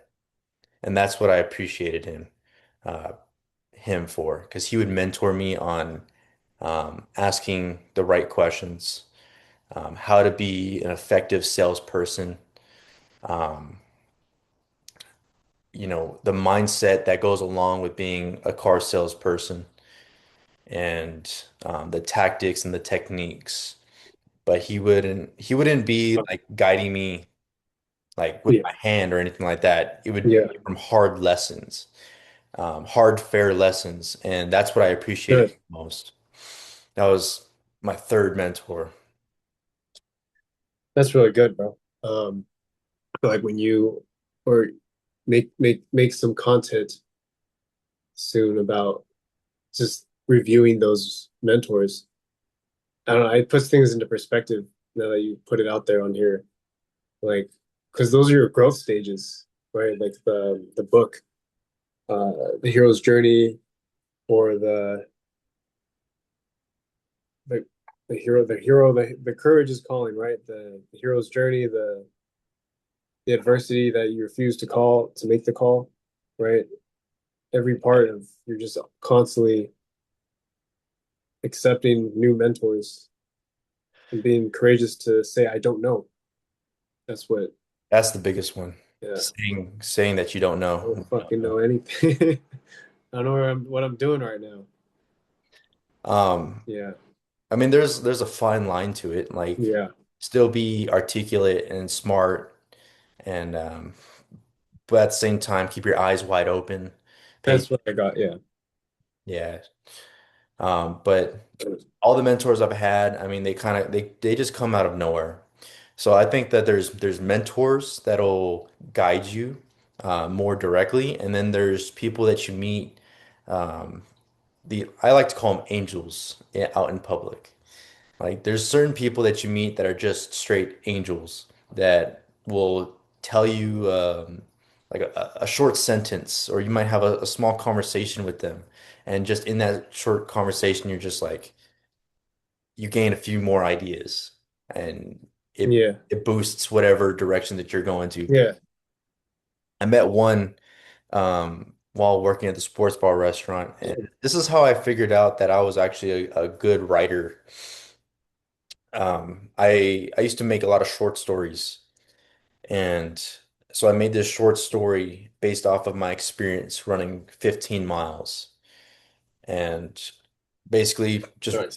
really briefly, I ran 15 miles. I did it empty stomach. I didn't have a water bottle with me. On the last 5 miles, I was really hallucinating because of how dehydrated I was.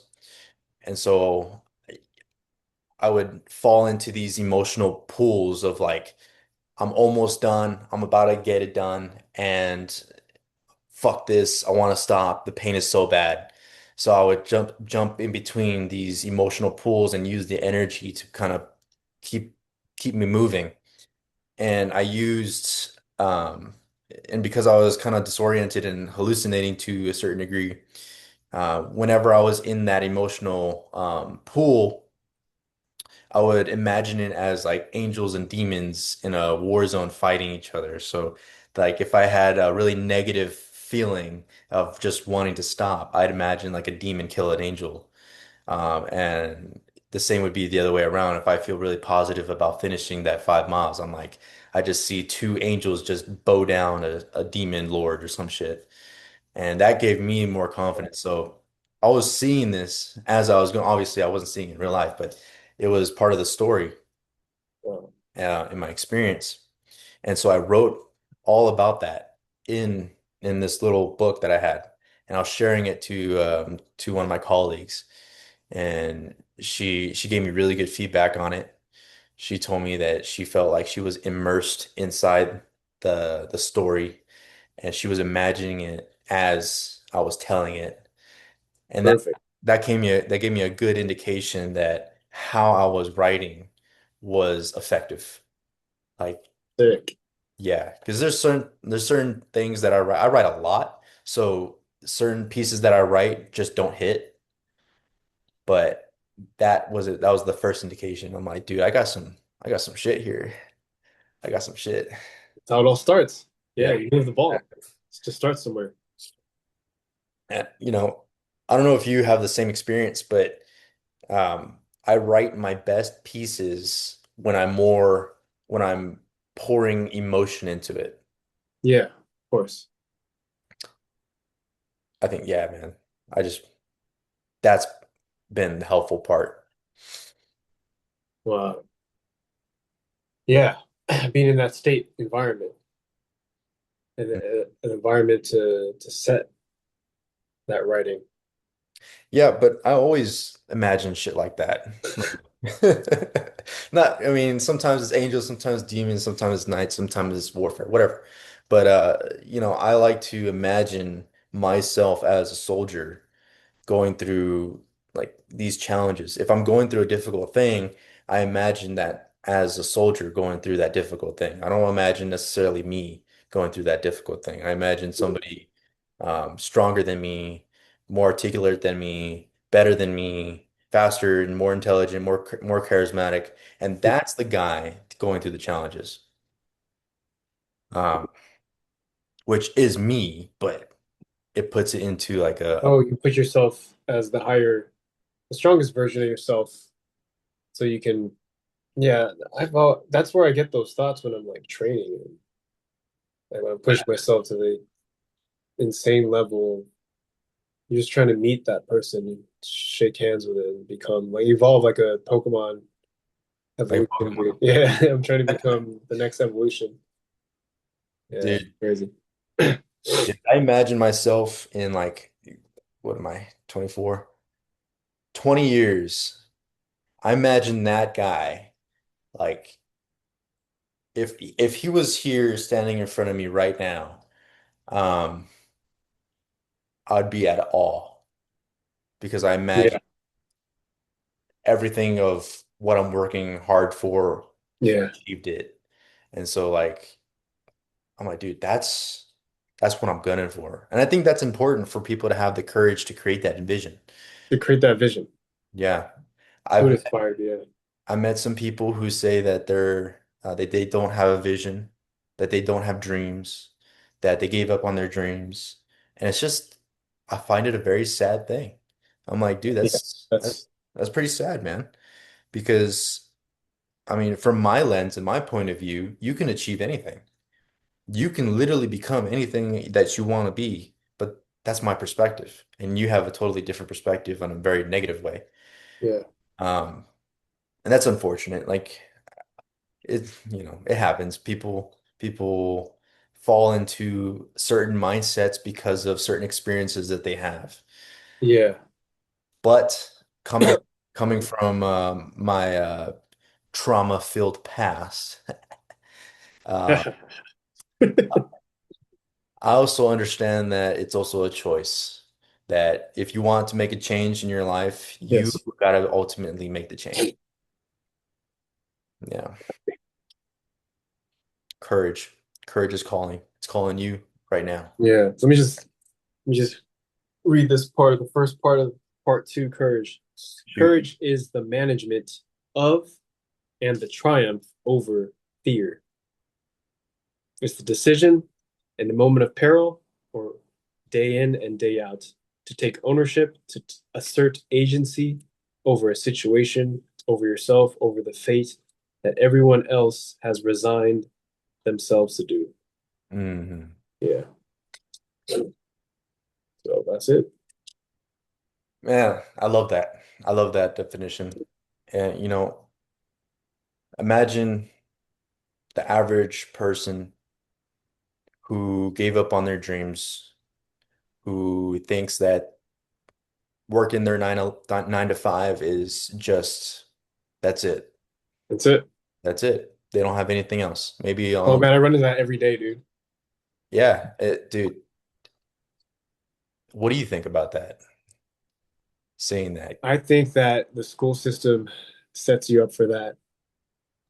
Or actually, your home can set you up for that too, Mm, because it's how you're bred, your indoctrination.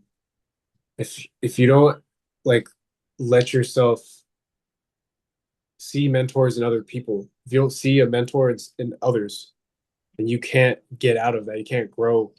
you can't even like change your mindset because you're stuck in the loop. You're stuck in the matrix Mhm. of it all. So you got to have the courage, man, Yeah. to to question what the hell is happening here. Man, you hit a good point. You're in a cycle in the matrix. You're in the four walls of your family's house, and that's what you know. I think, you know, I'm going through this as I'm getting older. I'm kind of at the end of it now, but um, becoming an adult, for example, whether you're male or whether you're female, um, the crucial point that you would run into, and it's bound for everybody, is when you start to question your family's way of doing things to see if there are better ways of doing things. And then figuring out that there are better ways of doing things. And so now you got to reject the old beliefs to become the new person that has these new beliefs. And that could be so terrifying to people because you're basically you're making a decision to say that everything that you've learned in pertaining to the topic that you just found new information of is now obsolete. And so now the way that you've been living isn't in accordance to what you now know, and now you have to go through this bridge phase Yeah, transition the of hero's journey, right?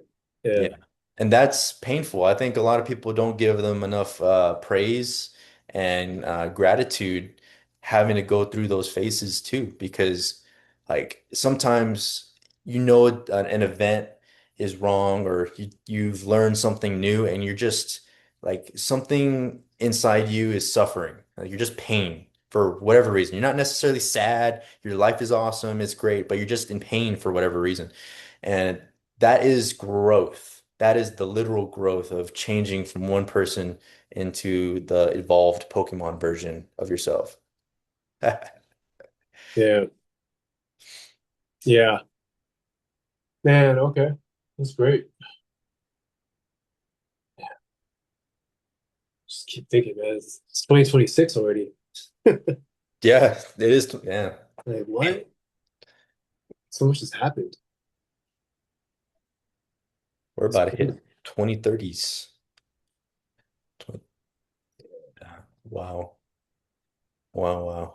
I mean, without getting too political, um, I wonder what is in store The US, for the US, the world. yeah, for the currency, how that's going to change, how certain countries are going to move because um, Donald Trump has been in office and he's been doing all these moves, and whether you Yeah, like him, whether you don't like him, that's not the point. But just to talk about the actual facts here is a lot of things are changing in Iran. yeah, exactly. So within the next decade or so, we're going to see a major change in their civilization. Yeah, Then there's also talks about the US dollar and how inflation is increasing, and we've already seen from the past certain bubbles bursting. So, you know, between our lives, we're going to watch our own country go and grow through these changes. Because I think I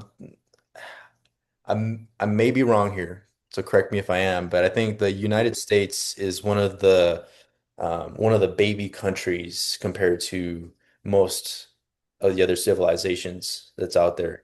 I heard that. Yeah, 1776, right? So Yeah, it's only compared, what 200 years ago, 300 years ago. yeah, And that's not a long time we ago. just started an airplane flying, or we just started the first airplane 100 years ago. I was reading the book right here. Yeah, That one dude, Lindbergh, flew the plane yeah. just 100 years ago, 1927. And now we have stealth bombers and jet. Yeah, That's what the heck? that's crazy.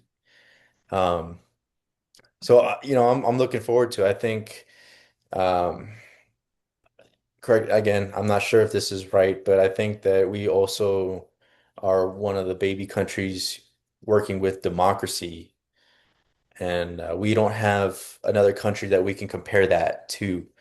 At least, like, if Yeah. you look at China, for example, they've been Oh, communists for a long fucking time. forever. But yeah, forever. There is no other country that's been a democracy forever that we can compare to. Yeah. It's And like we're so new, but we have so much ability better than other places to have a voice, to even have yeah, a YouTube podcast or like, to say what you want to say. yeah. And this is not to say that there isn't any freedom in other countries. There is, but uh, Yeah. the United States has this aura to it where people flee other countries to go to the United States. You don't really hear people Yeah. leaving the United States to go to Mexico or to go to Poland or to go to Ukraine. Yeah. Like, you don't hear that. It's Yeah. not something that's realistic. Um, so we're also going to see the growth and the change with that. You know, are we going to expand? Are we going to stay the same size? Because as much as people like to say, like, well, we're never going to expand because we're the United States. I just don't think that's true because we've taken land from Mexico multiple times. That's now ours. So there's places in Texas that wasn't Texas before. We've created a border with Canada. Throughout the whole history of the United States. So Yeah. History is crazy, man. Like, what if we can take over what's it called, Greenland? I don't mind it. Cheaper air ticket to get down to Greenland. yeah, studying economics has been crazy for me in the past 3 years, a couple years. Economics, policy, and just like, using courage to learn that there's not just where you're at. Mhm. There's this whole world that we're living, this microcosm of a planet, and you got people trying to take us out of the planet. Like it's just weird. Like have the courage to see things from a different lens, and in order to do that, travel, change your state, move your body, change your environment and the people you're with, and Yeah, just get out there, man. yeah, Talk to people. yeah, talk. Yeah. Dude, there's I'll let you in on a secret of charisma. You can talk to literally Yeah. anybody with the right amount of confidence. Oh yeah, I could tell you an experience. Well, yeah, well, tell me that. Yeah. What do you mean by that?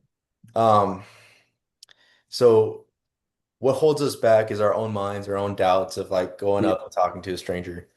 But let's say you didn't have that. Let's say you just were confident and you went up to that stranger just the same with the same level of respect as you would a good friend. Yeah. That's Exactly. how you do it. That's literally how you do it. Yeah. Imagine them as a good friend and you you spring up a conversation as if you haven't seen them in years. Makes people Yeah. laugh. A pattern interrupt is usually what I like to do with meeting people. It takes them out of their normal pattern routine. How do you do the pattern It interrupt? depends on the context. It could be anything. Give me a scenario. Uh, well, well, that was your example. Like, it's great to see you. What? Something that just makes them go, wait, what? It's just interesting. You make their life interesting. Mhm. When I I don't was know. Yeah. before I was married, and back when I was in the dating game, um, Yeah, we can talk about that without too much. um, yeah, without revealing too many secrets. Yeah, so I mean, one thing that I would do just to spring up a conversation is to call something out that either she's wearing, her mannerisms, or what the Yeah. topic is about. It's So like, let's say it's a yeah.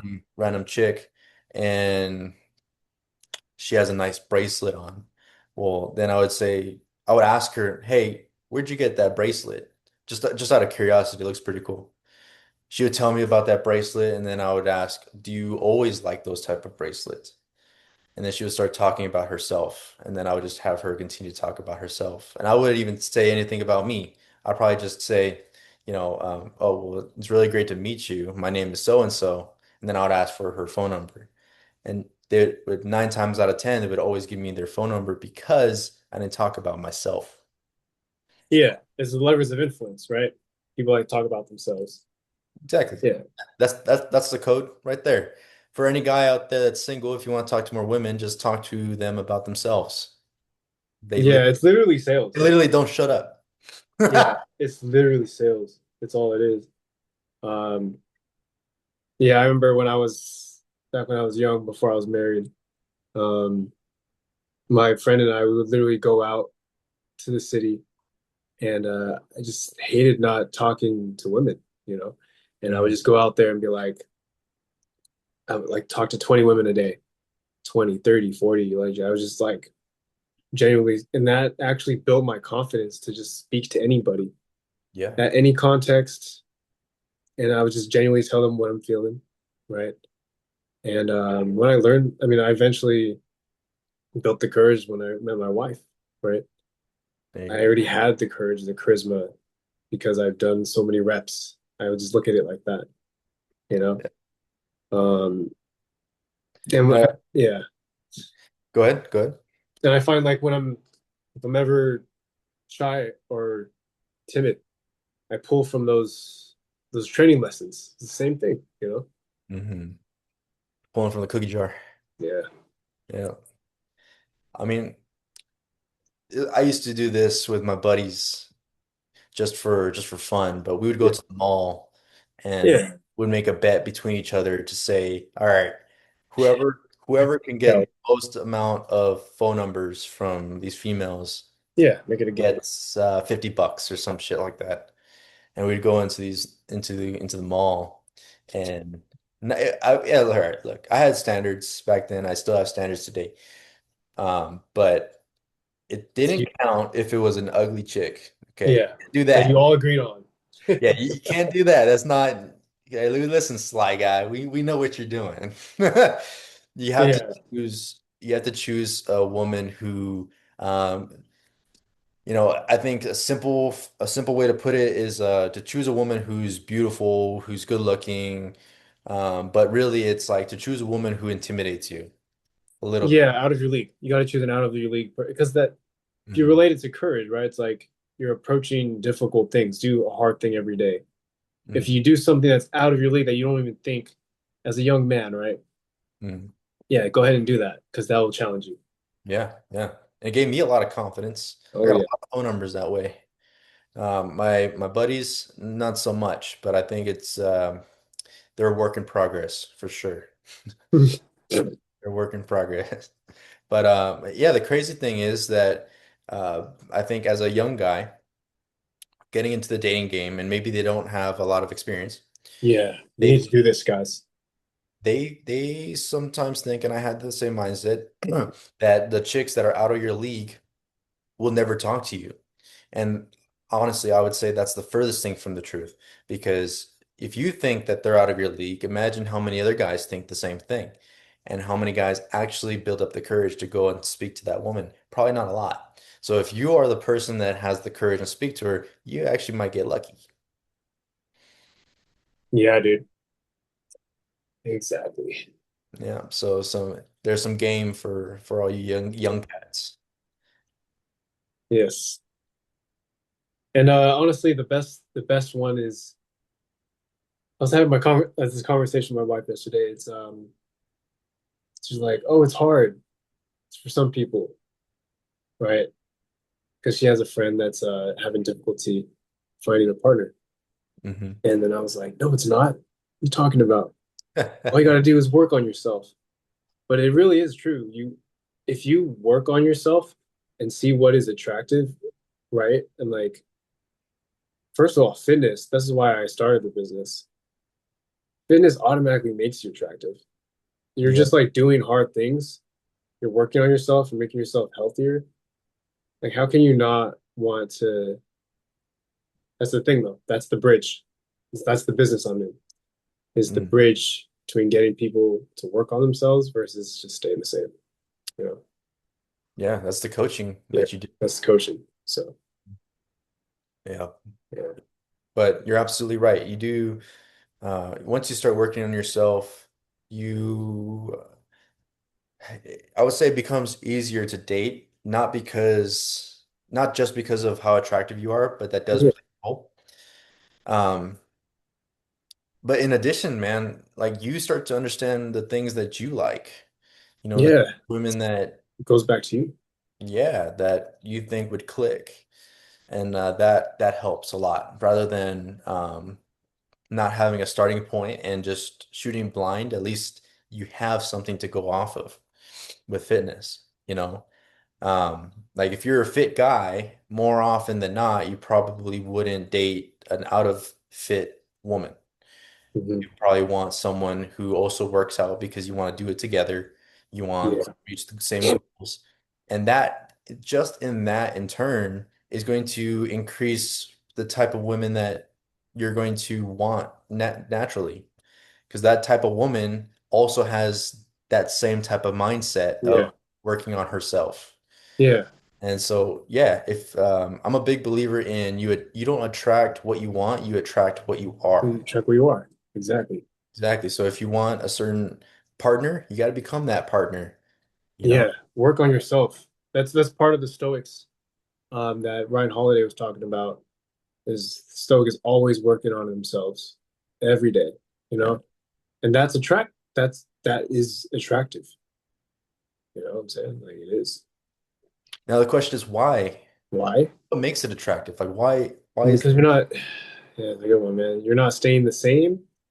It's also an interesting life, you know, when you're exposing yourself to new stuff. hmm Um, Attraction is. Didn't you read a book about that? The Art of Seduction, something like that. I did read a little bit of The Art of Seduction, but not enough. So I would say, okay, what makes it attractive? Well, and this goes both ways. I think some guys like women who are working on themselves, and other guys find women who work on themselves very intimidating, and they don't mess with them. Yeah. So working on yourself also reveals that what type of guy you are. But I would say what makes it attractive is like if I'm constantly working on myself, then that's an indicator that I'm going to be successful in some shape, Mm, way, or form. And okay. I think females play onto that. Yeah, They can read that, like, hey, this guy is I putting in. know what it is, bro. There's this book I read. I cut you off, man. It's called The Evolution of Desire. You're supposed to read it in the one of the mentorship programs. It's the when a man has resources, social resources, and more resources, like financial resources, that's what attracts them. And you can't do that unless you work on yourself.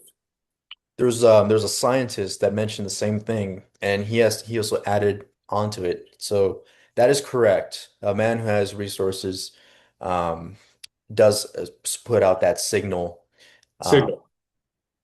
but also the man who can articulate future resources, Yes, but the potential, the especially, yeah, potential of future resources, that as well that's a, also is the same level, causes the same level of yeah. attraction.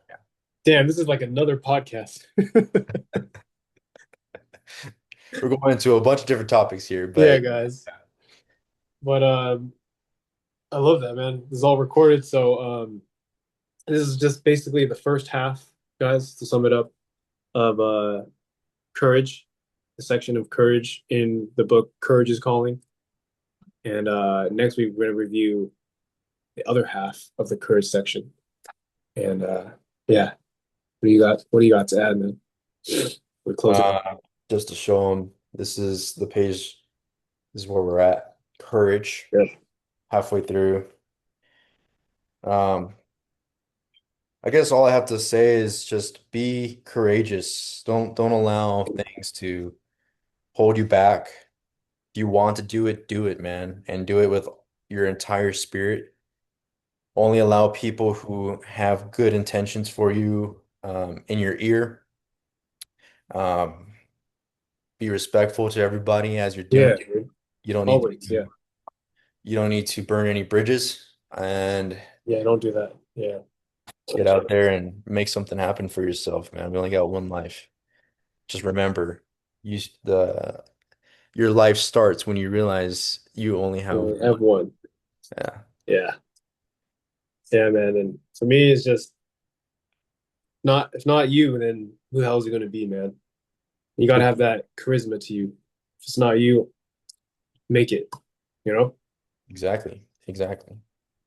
Exactly. And I want to say this out here is that it's okay to think to yourself, um, if you're wondering why you should do it and not someone else, it's okay to think that it's because you're the only person capable of doing it. And so, Yeah, so you you, got to, man. meaning like it's okay to be ambitious. It's okay to just be ruthless with your ambition and to achieve it. Don't let anybody else who's Yeah. lower goals pull you down. Let them on the side. You just focus on what you got to do for you and your family, and you're gonna be all right. Yeah. It really inspires others, man. That's how I see it. It inspires others to rise to the call too, for whatever they have. Hell yeah. Yeah. Let's get it All next right. week. This is episode 8 of the podcast. We just finished Half of Courage. Man, it's going by pretty fast. We're almost done with this book. Yeah. What do you want to close off on? Um, every week we post this podcast at 4:30 a.m. on Mondays, and the podcast is called Geared Accountability for it's engineered for disciplined athletes and leaders. And yeah, see us next week. See us next week. Let's get a thumbnail. Oh yeah. I'm gonna pull up that page real quick. There we go.